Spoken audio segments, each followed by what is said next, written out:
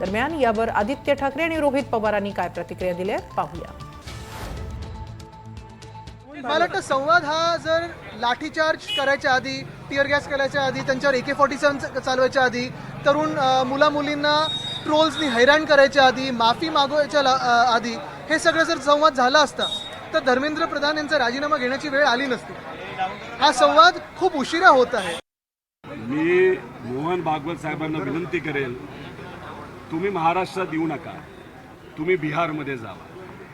बिहारमध्ये भाजपचे जे देशाचे अध्यक्ष ज्या मतदारसंघामधून येतात त्याच मतदारसंघामध्ये भाजपचा उमेदवार आता हरत चाललेला आहे आणि PK प्रशांत किशोर हे कदाचित जिंकतील असं कुठेतरी वाटतं।